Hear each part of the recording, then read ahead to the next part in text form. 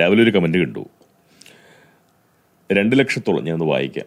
2 ലക്ഷത്തോളം സബ്സ്ക്രൈബേഴ്സ് ഉണ്ടായിട്ടും കാഴ്ചക്കാർ 10,000-ൽ താഴെ, ഇതെന്തു പറ്റി എന്നുള്ള മട്ടിലാണ് അദ്ദേഹത്തിൻ്റെ ഒരു ആശങ്ക കലർന്ന ഒരു അന്വേഷണം സംഭവിച്ചിരിക്കുന്നത്. സത്യം പറഞ്ഞു കഴിഞ്ഞാൽ എനിക്കതിൽ വലിയൊരു അതിശയമൊന്നും തോന്നാറില്ല. കാരണം ഏറ്റവും ലളിതമായി പറഞ്ഞു കഴിഞ്ഞാൽ മറ്റുള്ള മനുഷ്യരെ, സഹജീവികളെ മുഷിപ്പിക്കാൻ, വെറുപ്പിക്കാൻ, ശത്രുതയിലേക്ക് അവരെ തള്ളിവിടാൻ, അതായത് അങ്ങേയറ്റം സൗഹൃദഭാവം പുലർത്തുന്നവരെ പോലും വളരെ വേഗം ശത്രുതയിലേക്ക് തള്ളിവിടാൻ കഴിയുന്ന സവിശേഷമായിട്ടുള്ള സിദ്ധി പ്രകൃതി എനിക്ക് നൽകി അനുഗ്രഹിച്ചിട്ടുണ്ട്, എന്നെ അനുഗ്രഹിച്ചിട്ടുണ്ട് എന്നുള്ളതാണ് വാസ്തവം. ആർക്കെങ്കിലും നമ്മളോട് ഒരു വിരോധം തോന്നിയിട്ടുണ്ട് എന്നുണ്ടെങ്കിൽ അതിന് ഞാൻ ഒരിക്കലും ഒരു ഇരഭാവം സ്വീകരിക്കാൻ ഇഷ്ടപ്പെടുന്ന ഒരാളല്ല.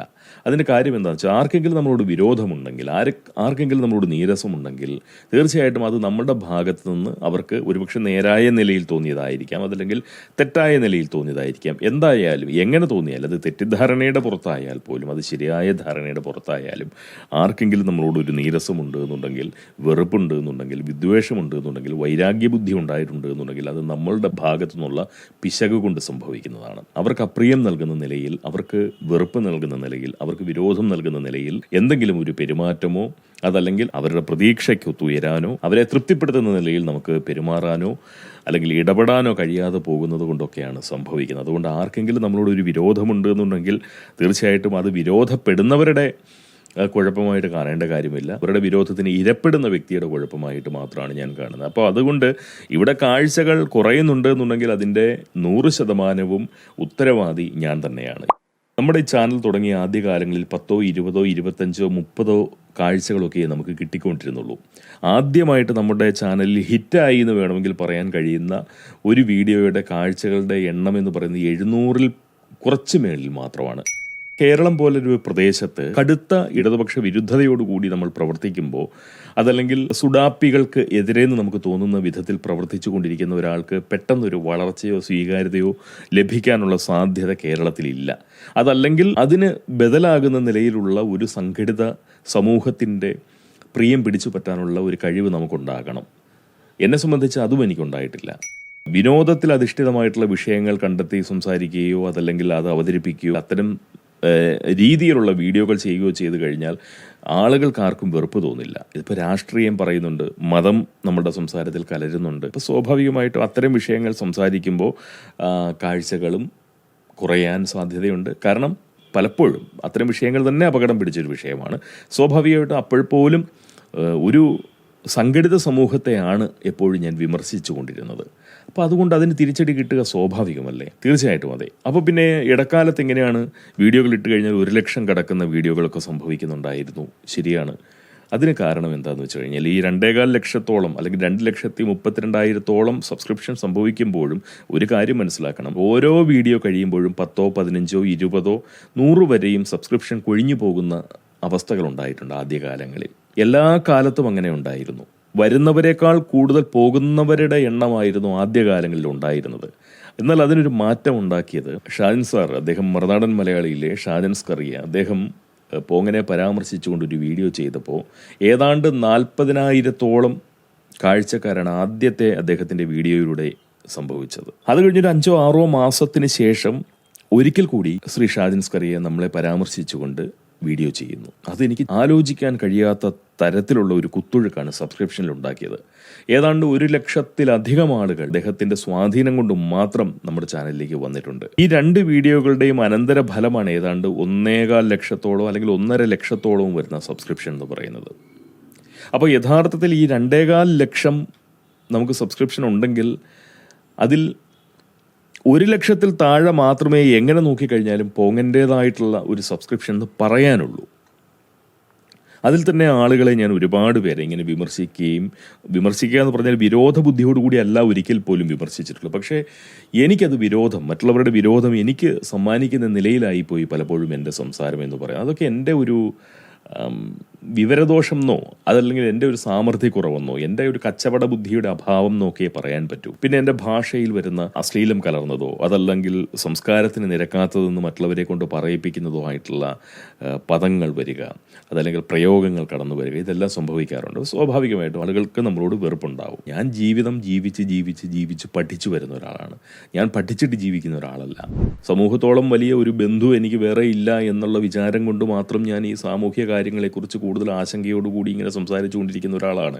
അപ്പോൾ അതിനകത്ത് കൂടുതൽ ശരിതെറ്റുകളെക്കുറിച്ചൊന്നും ഞാൻ ആലോചിക്കാറില്ല. എന്താണോ എൻ്റെ ഉള്ളിൽ തോന്നുന്ന അതിനെക്കുറിച്ച് മാത്രം ഞാൻ പറഞ്ഞുകൊണ്ടിരിക്കുകയാണ് ചെയ്യുന്നത്. പക്ഷേ അതിശക്തരായിട്ടുള്ള ഒരുപാട് ആരാധകരുള്ള ആളുകളോട് സ്വാഭാവികമായിട്ട് നമ്മൾ ഏതെങ്കിലും തരത്തിൽ അവരെ വിമർശിക്കുന്നതായിട്ട് അവരുടെ ആരാധകർക്ക് തോന്നിക്കഴിഞ്ഞാൽ അത് അവർക്ക് സഹിക്കാൻ പറ്റില്ല. അവരപ്പം നശിപ്പിക്കാൻ നോക്കും. അതോടൊപ്പം പറയേണ്ട വേറൊരു കാര്യം കൂടിയുണ്ട്. ഈ ശ്രീ ഷാജൻ സ്കറിയയുടെ വീഡിയോകളുടെ അനന്തരഫലമായിട്ട് നമുക്ക് കൂടിയിരിക്കുന്ന സബ്സ്ക്രിപ്ഷൻ എന്ന് പറയുന്നത് തീർച്ചയായിട്ടും കോൺഗ്രസ് മനസ്സുള്ള ആളുകളായിരിക്കാം, അതല്ലെങ്കിൽ കടുത്ത സംഘിബുദ്ധിയുള്ള ആളുകളായിരിക്കാം. ഈ രണ്ട് കൂട്ടരായാൽ പോലും അവർ വന്ന് കയറുന്ന സമയത്ത് അവരുടെ മനസ്സിലുള്ള ഒരു പ്രതീക്ഷയുണ്ട്. ആ പ്രതീക്ഷ നിലനിർത്താനോ ആ പ്രതീക്ഷ സംരക്ഷിക്കാനോ കഴിയുന്ന നിലയിലേക്കുള്ള, അതല്ലെങ്കിൽ ആ പ്രതീക്ഷയെ മാനിക്കാൻ കഴിയുന്ന നിലയിലുള്ള പ്രവർത്തനങ്ങൾ കാഴ്ചവെക്കാൻ എൻ്റെ ഭാഗത്തു നിന്ന് എനിക്ക് കഴിഞ്ഞിട്ടില്ല. അവിടെയും ഞാൻ കച്ചവട ബുദ്ധി നോക്കിയിട്ടില്ല. അപ്പോൾ അതുകൊണ്ട് അവരുടെ ഒരു വലിയ കാഴ്ച നഷ്ടം അങ്ങനെ തന്നെ സംഭവിച്ചു. അതുകൊണ്ടാണ് ഈ സബ്സ്ക്രിപ്ഷന് തുല്യമായിട്ടുള്ള കാഴ്ചകൾ ഇവിടെ വരാത്തത്. അതായത് മറുനാടൻ മലയാളിയിലൂടെ പോങ്ങനെ പരിചയപ്പെട്ട് വന്നവരൊക്കെ തന്നെ തീർച്ചയായിട്ടും കൊഴിഞ്ഞുപോയി. അതല്ലെങ്കിൽ അവർ നിഷ്ക്രിയരായി, നിഷ്കാണികളായി, അവർ കാഴ്ച മതിയാക്കി, അവർ കണ്ണുകൾ പിൻവലിച്ച് കടന്നു കളഞ്ഞു. അതിൽ കുറേ പേരൊക്കെ അൺസബ്സ്ക്രൈബ് ചെയ്ത് പോയിട്ടുണ്ട്. എങ്കിൽ പോലും കുറച്ചു പേർ കാണാതെ ബഹിഷ്കരിച്ചുകൊണ്ട് നിൽക്കുന്നു. ആദ്യം തന്നെ സുഡാപ്പികൾ ബഹിഷ്കരിച്ചു, പിന്നെ കമ്മികൾ ബഹിഷ്കരിച്ചു, അതിനുശേഷം തീർച്ചയായിട്ടും സംഘികൾ ബഹിഷ്കരിച്ചു. ഇപ്പോൾ ഏറ്റവും അവസാനം ശ്രീജിത്ത് പണിക്കർ, കെ സുരേന്ദ്രൻ പ്രശ്നം വന്ന സമയത്ത് അവരുടെ രണ്ടുപേരുടെയും ആളുകൾ ബഹിഷ്കരിച്ചു. സംഘികൾക്കായാലും കൊങ്ങികൾക്കായാലും കമ്മികൾക്കായാലും സുഡാപ്പികൾക്കായാലും ഒക്കെ വലിയ രീതിയിലുള്ള സൈബർ പട്ടാളം അവർക്കൊക്കെ ഉണ്ട്. വലിയ സ്വാധീനശേഷിയുള്ള ആളുകളുടെ ആരാധകർ നോക്കിക്കഴിഞ്ഞാൽ നമ്മളെപ്പോലുള്ള ഈ ചിന്ന ആളുകളെയൊക്കെ ചിതറിച്ച് കളയാൻ, ഇല്ലാതാക്കി കളയാൻ വളരെ എളുപ്പത്തിൽ സാധിക്കും. അതാണ് സംഭവിച്ചുകൊണ്ടിരിക്കുന്നത്. അപ്പോൾ ഇത് പെട്ടെന്ന് ഒരു സുപ്രഭാതത്തിൽ നമ്മുടെ കാഴ്ചകൾ മതിയാക്കണം എന്ന് ഒരാൾ തീരുമാനിക്കുന്നതല്ല, ഒരു കൂട്ടം ആളുകൾ തീരുമാനിക്കുന്നതാണ്. അങ്ങനെ ഒരു കൂട്ടമായി ഒരു സംഘത്തിന് തോന്നുകയാണ് ഇയാളെ തളർത്തേണ്ടതുണ്ടെന്ന് തോന്നുകയാണെന്നുണ്ടെങ്കിൽ സ്വാഭാവികമായിട്ടും അതും നമ്മൾ സംസാരിക്കുന്നതിൻ്റെ അനന്തരഫലമല്ലേ. അപ്പോൾ അത് അനുഭവിക്കുക എന്ന് പറയുന്നതാണ്. എന്തും നല്ലതാവട്ടെ ചീത്തയാവട്ടെ എല്ലാം ഞാൻ ഒരേ മനസ്സോടുകൂടിയാണ് അനുഭവിക്കുന്നത്. എനിക്ക് ശരിയെന്ന് തോന്നുന്ന കാര്യങ്ങളാണ് പറയുന്നത്. അത് മറ്റുള്ളവർക്ക് തെറ്റായിട്ട് തോന്നുകയും ഞാനൊരു തെറ്റുകാരനായിട്ട് മനസ്സിലാക്കുകയും ചെയ്യുന്നതിനകത്ത് എനിക്ക് എന്ത് ചെയ്യാൻ പറ്റും? പോകൻ എന്ന് പറയുന്ന ഒരു സഹജീവി, അയാളെ പറയുന്നതിനകത്ത് എവിടെയൊക്കെയോ എന്തൊക്കെയോ ശരികളുണ്ട്. പിന്നെ കൃത്യമായിട്ടും ചില പാളിച്ചകൾ കൊണ്ട് അയാൾക്ക് തെറ്റുകൾ പിണയുന്നുണ്ട് എന്ന് മാത്രം മനസ്സിലാക്കിക്കൊണ്ട് പോകൻ എന്തു പറഞ്ഞാലും കേൾക്കാൻ മനസ്സുള്ള കുറച്ച് ആളുകളുണ്ട്. അവരിപ്പോഴും ഇവിടെ തന്നെയുണ്ട്. അതാണ് പോകൻ്റെ ഊർജം. അതല്ലാതൊരു കൂട്ടത്തിൻ്റെ പിന്തുണ എനിക്കില്ല. എന്നെ കോൺഗ്രസ് മനസ്സുള്ള ആരും കേൾക്കുന്നില്ല, സംഘി മനസ്സുള്ള ആരും കേൾക്കുന്നില്ല. പിന്നെ ഈ പോങ്ങന്റെ വീഡിയോകൾക്ക് ലക്ഷക്കണക്കിന് കാഴ്ചകൾ ലഭിക്കുന്നുണ്ട് കേട്ടോ. നമ്മളുടെ ഇവിടെ ഈ ചാനലിൽ ഇല്ലെന്ന് മാത്രമേ ഉള്ളൂ. അത് ഒരു ഫേസ്ബുക്കിൽ ഒരു പേജിൽ ഞാൻ പലപ്പോഴും കാണാറുണ്ട്. ഇടയ്ക്ക് ഞാൻ ഒളിഞ്ഞു പോയി നോക്കും. എൻ്റെ രൂപം, എൻ്റെ ശബ്ദം, നമ്മളുടെ യൂട്യൂബിൽ കിടന്ന വീഡിയോ അതവിടെ കളിക്കുന്നുണ്ട്. 6-7 ലക്ഷം ആളുകൾ അത് കാണുന്നുമുണ്ട്. വലിയ പ്രോത്സാഹനവും പിന്തുണയും അവിടെ ലഭിക്കുന്നുമുണ്ട്. പോങ്ങനെ കിട്ടുന്നില്ല എന്ന് മാത്രം. പോങ്ങൻ്റെ കാഴ്ചക്കാരായി പോങ്ങൻ്റെ ചാനലിലേക്ക് അവരാരും വരുന്നില്ല എന്ന് മാത്രം. അതിലൊന്നും ഒരു പരാതിയോ പരിഭവമോ പോങ്ങന് തോന്നിയിട്ടില്ല. ആരോടും പരാതി പറഞ്ഞിട്ടില്ല.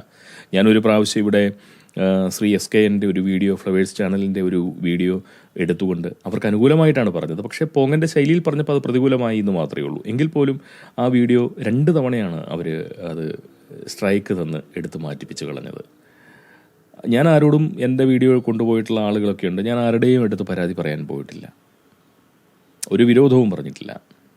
ലക്ഷക്കണക്കിന് കാഴ്ചകൾ നമ്മുടെ വീഡിയോയിൽ നിന്നുണ്ടാക്കുകയും അതനുസരിച്ച് ചെറുതെങ്കിലും ഒരു വേതനം അവർ സമ്പാദിക്കുകയും ചെയ്യുമ്പോൾ അതിനോട് ഞാൻ പരാതിയോ ബുദ്ധിമുട്ടോ പറഞ്ഞിട്ടില്ല.